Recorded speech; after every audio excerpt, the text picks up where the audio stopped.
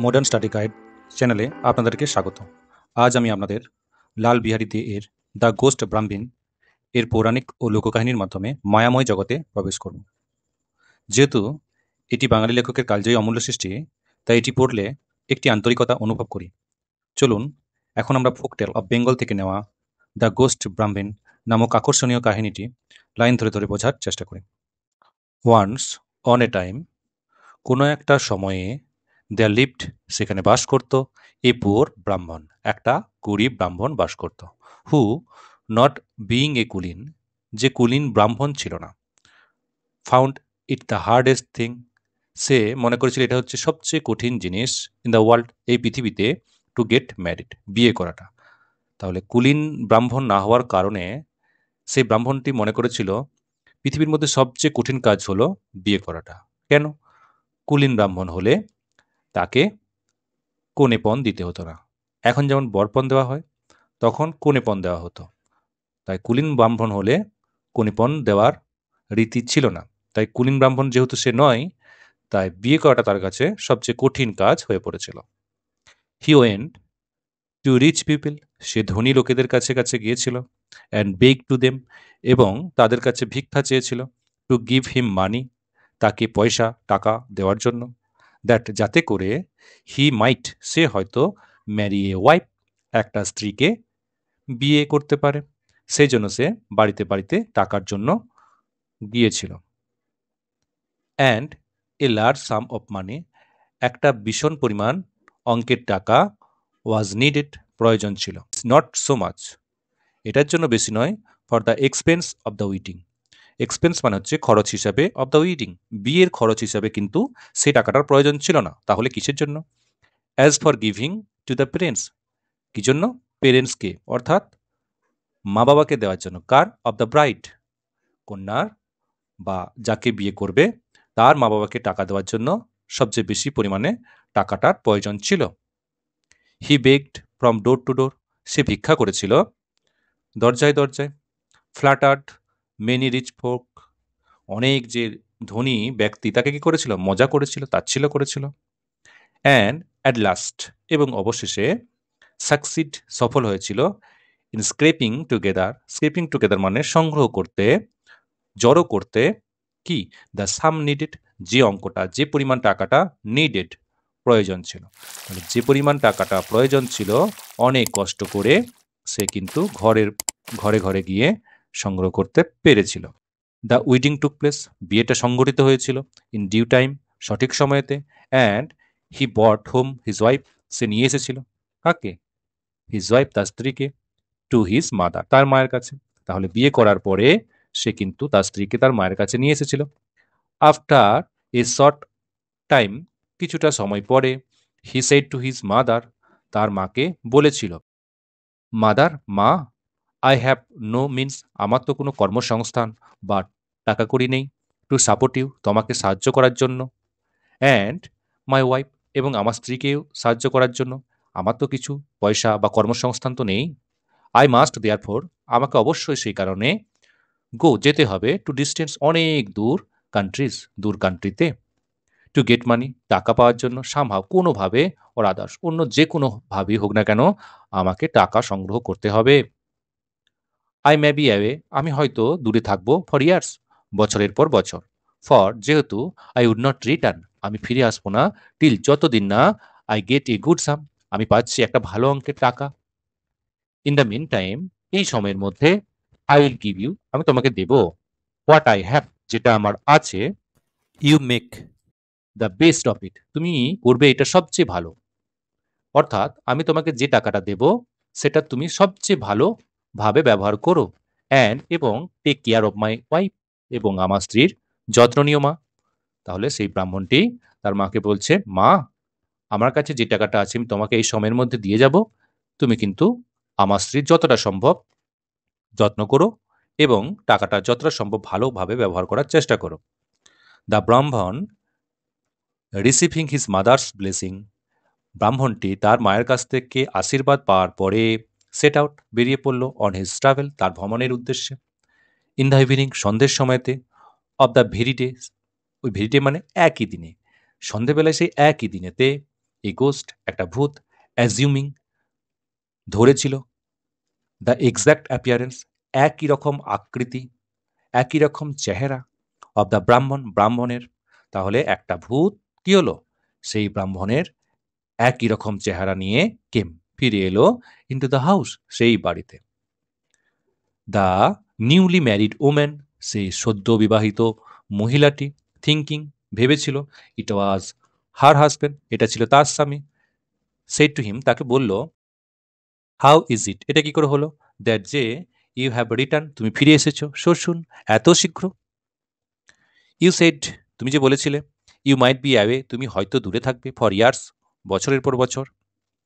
Why have you changed your mind তুমি তাহলে তোমার মনের কেন পরিবর্তন করলে। দ্য গোস্ট সেড সেই ভূতটি তখন বলল, today's not a lucky day আজকের দিনটা খুব একটা ভালো দিন নয়। I have there for return home আমি সেই কারণেই বাড়ি ফিরে এসেছি। তাহলে ভূতটি কিন্তু বেশ বুদ্ধি করে তার স্ত্রীকে বানিয়ে বানিয়ে বলল। বিসাইড পাশাপাশি I have already got some money আমি এখনই কিছু টাকা জোগাড় করে ফেলতে পেরেছি। The mother did not doubt মাও সন্দেহ করল না, বাট দ্যাট ইট ওয়াজ হার সন যে এটা তার পুত্র নয়। So the ghost lived in the house তাই সেই ভূতটি এই বাড়িতেই বসবাস করতে শুরু করে দিল, অ্যাজ ইফ ঠিক যেন হি ওয়াজ ইটস ওনার সে এই বাড়িটির মালিক, অর্থাৎ এই বাড়িটি যেন তার নিজের, এই হিসেবে সে বসবাস করতে শুরু করে দিল। And as if he was the son of the woman এবং ঠিক যেন সেই ভূতটি সেই মহিলাটির বয়স্ক মহিলাটির পুত্র এমন একটা ভান করতে শুরু করলো। And the husband of the young woman এবং সে যেন স্বামী অব দ্য ইয়ং ওম্যান সেই যুবতী নববিবাহিত মেয়েটির সে যেন স্বামী এমন ব্যবহার করতে সে শুরু করলো। As the ghost and the brahmin যেহেতু সেই ভূতটি এবং ব্রাহ্মণের were exactly like each other in everything ছিল এক্স্যাক্টলি পুরোপুরি একই রকমের ছিল ইচ আদার একে অপরের সঙ্গে ইন এভরিথিং প্রত্যেকটা ক্ষেত্রেই। লাইক যেন টু পিস যেন দুটো মটরের দানার মতো, দুটো মটরের দানা যেমন একই রকমের দেখতে হয়, ঠিক এই দুজন ভূতটি এবং ব্রাহ্মণটিও একই রকমের দেখতে ছিল। দ্য পিউপিল লোকেরা ইন দ্য নাইবারহুড প্রতিবেশী লোকেরা অল থট প্রত্যেকেই ভেবেছিল the ghost was the real ব্রাহ্মণ সেই ভূতটি প্রকৃত ব্রাহ্মণ। আফটার সাম ইয়ার্স কিছু বছর পরে দ্য ব্রাহ্মণ রিটার্ন ব্রাহ্মণ ফিরে এসেছিল ফ্রম হিজ ট্রাভেল তাদের ভ্রমণ থেকে, পয়সা রোজগারের উদ্দেশ্যে গিয়েছিল সেখান থেকে ফিরে এলো। And what was his surprise what was his surprise সে তো অবাক হয়ে গেল। হোয়েন হি ফাউন্ড অ্যানাদার সে যখন খুঁজে পেল অন্য কাউকে লাইক হিম তার মতনই ইন দ্য হাউস সেই বাড়িতে। দ্য গোস্ট সেইট গোস্টে আগে চেপে বলে উঠল, দ্য ব্রাহ্মণ ব্রাহ্মণকে, হু আর ইউ তুমি কে, হোয়াট বিজনেস ইউ হ্যাভ তোমার কি এখানে কাজ আছে, to come to my house যে তুমি আমার বাড়িতে এসেছো, কি উদ্দেশ্যে তুমি আমার বাড়িতে এসেছো, হু এম আই আমি কি, রিপ্লাইড ব্রাহ্মণ ব্রাহ্মণ উত্তর দিল, লেট মি আক্স আমাকে প্রশ্ন করতে দাও, হু আর ইউ তুমি কে, প্রশ্নটা তো আমার করা উচিত যে তুমি কে।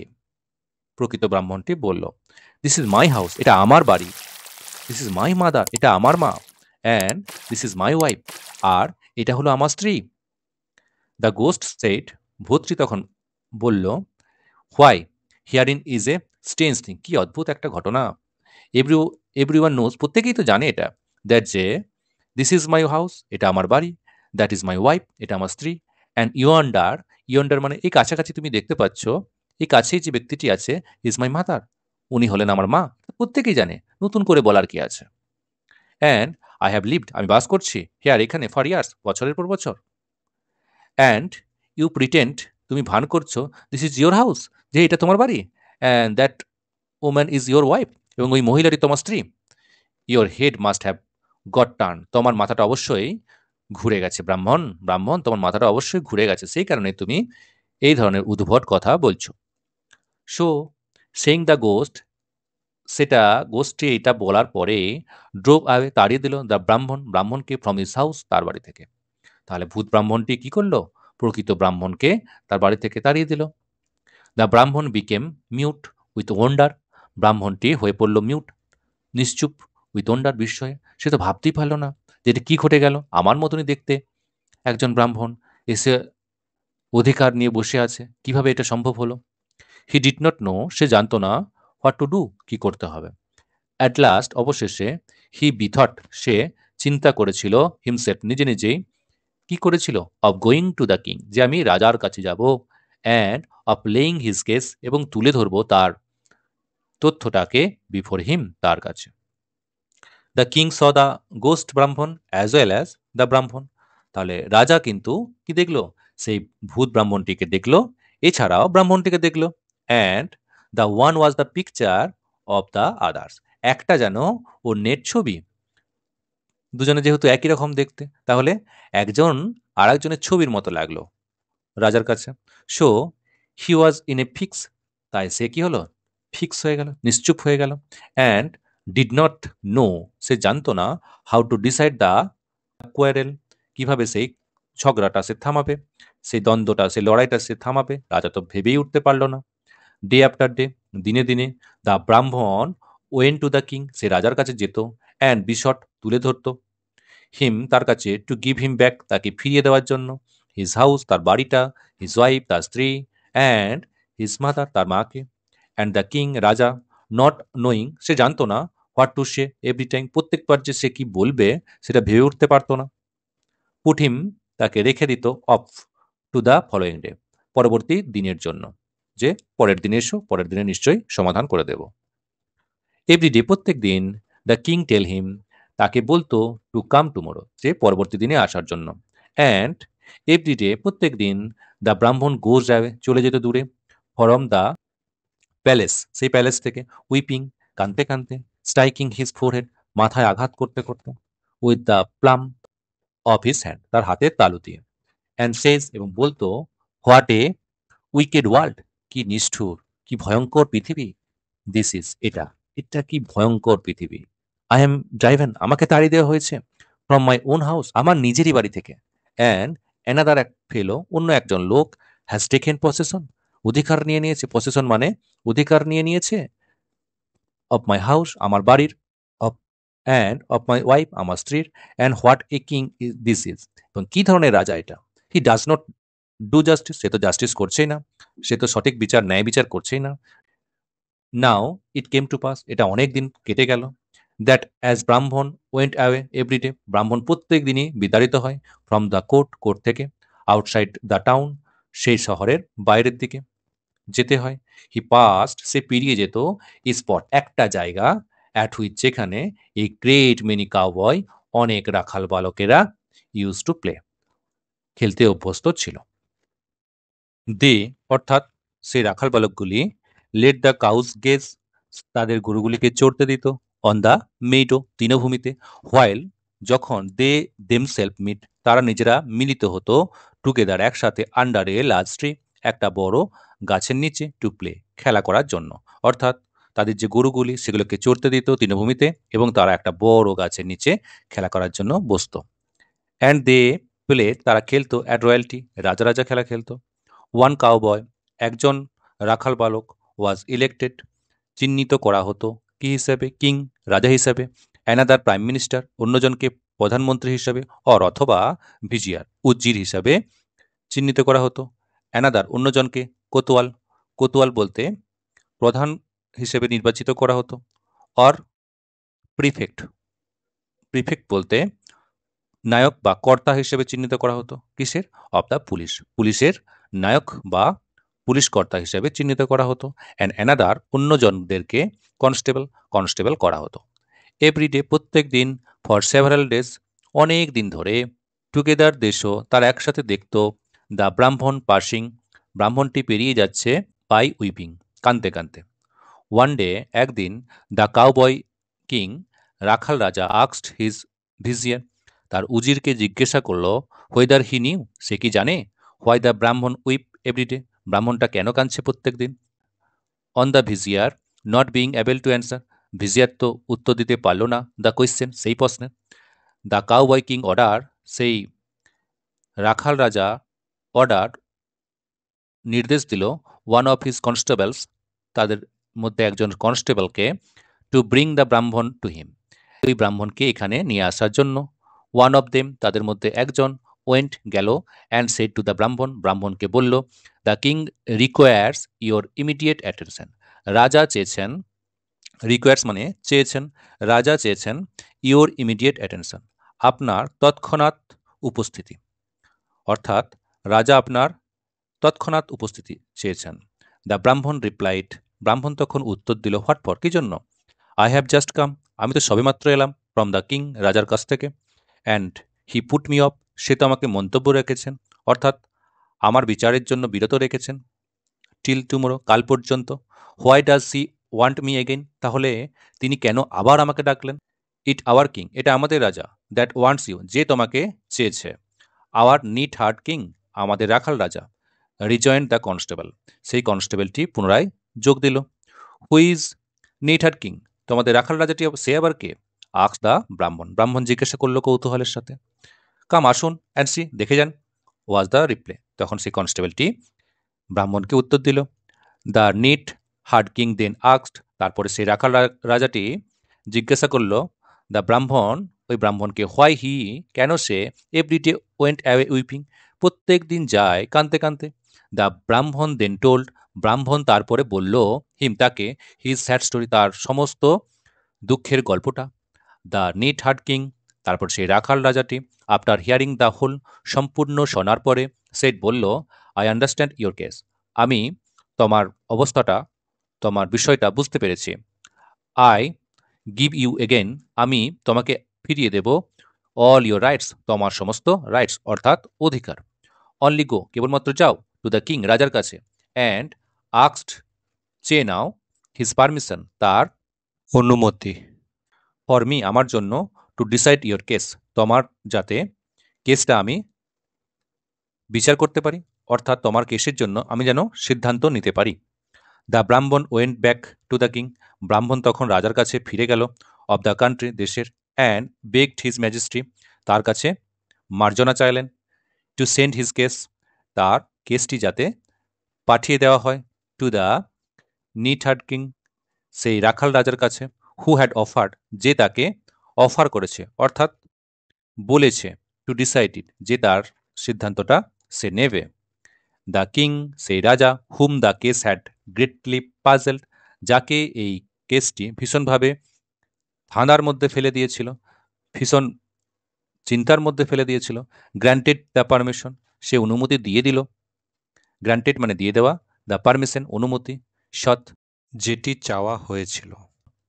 দ্য ফলোয়িং মর্নিং, পরের দিন সকালবেলা, ওয়াজ ফিক্সড, ঠিক করা হয়েছিল, ফর দ্য ট্রায়াল, বিচারের জন্য। দ্য নিট হার্ড কিং, সেই রাখাল বালকটি, হু স, যে দেখেছিল, থ্রু দ্য হোল, সম্পূর্ণ বিষয়টিকে, ব্রট উইথ হিম, তার সাথে নিয়ে এসেছিল, নেক্সট ডে, পরের দিনে, এপিল উইথ এ ন্যারো নেক, একটা সিসে নিয়ে এসেছিল, পিল মানে সিসে এনেছিল, উইথ এ ন্যারো নেক, যেটার কি গলাটা, নেকটা কেমন ছিল, খুবই ন্যারো ছিল, খুব সরু ছিল। দ্য ব্রাহ্মণ অ্যান্ড দ্য গোস্ট ব্রাহ্মণ, ব্রাহ্মণ এবং ভূত ব্রাহ্মণ, বোথ অ্যাপিয়ার্ড, প্রত্যেকেই উপস্থিত ছিলেন, অ্যাট দ্য বার, বার বলতে গারদে, তারা কি গারদে উপস্থিত ছিলেন। After a great deal of examination, বিশালভাবে পর্যবেক্ষণ, পরীক্ষা নিরীক্ষা করার পরে, অফ উইটনেস, সাক্ষীদের, অ্যান্ড অফ স্পিচ মেকিং, এবং কথাবার্তা বলার পরে, দ্য নিট হার্ড কিং, সেই রাখাল বালকটি, সেট বলল, ওয়েল, ঠিক আছে, আই হ্যাভ হার্ড এনাফ, আমি যথেষ্ট শুনে নিয়েছি, I will decide the case at once, আমি এই বিষয়টি নিয়ে এক্ষুনি সিদ্ধান্ত নেব। হিয়ার ইজ দিস পিল, এখানে একটা পিল অর্থাৎ সিসে আছে, হুইচ এভার অফ ইউ, তোমাদের মধ্যে যে উইল ইন্টার, প্রবেশ করতে পারবে, ইন্টু ইট, এটার মধ্যে, অর্থাৎ সেই পিলের মধ্যে, সেই সিসেটার মধ্যে, ইট শ্যাল বি ডিক্লেয়ার্ড, এটা ঘোষণা করা হবে, বাই দ্য কোর্ট, কোর্টের দ্বারা, টু বি দ্য রাইটফুল ওনার, সঠিক মালিক হিসাবে, অব দ্য হাউস, সেই বাড়ির, দ্য টাইটেল, সেই সম্মানের, of which is in the dispute, যে পদটা দ্বন্দ্বের মধ্যে আছে, অর্থাৎ যে অধিকারটা দ্বন্দ্ব মধ্যে রয়ে গেছে, সেটা পাইয়ে দেওয়া হবে। নাও লেট মি সি, এখন আমাকে দেখতে দিন, হুইচ অফ ইউ, তোমাদের মধ্যে কে, উইল ইন্টার, প্রবেশ করতে পারবে।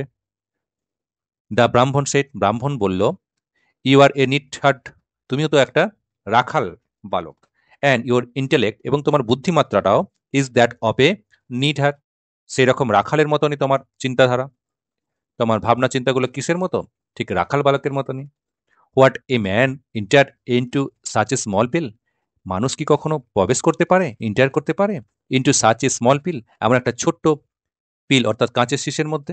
If you can not enter, তুমি যদি প্রবেশ করতে না পারো, said the neatherd king, সেই রাখাল বালকটি বলল, দেন, তাহলে you are not the rightful owner, তাহলে আপনি সঠিক মালিক নন, উপযুক্ত মালিক নন। হোয়াট ডু ইউ সে, আপনি কি বলেন স্যার, টু দিস, এই ব্যাপারটাতে? টার্নিং টু দ্য গোস্ট ব্রাহ্মণ, গোস্ট ব্রাহ্মণ অর্থাৎ ভূত ব্রাহ্মণের দিকে তাকালো, অ্যান্ড অ্যাড্রেসিং হিম, তাকে উদ্দেশ্য করে কথাটি বলল।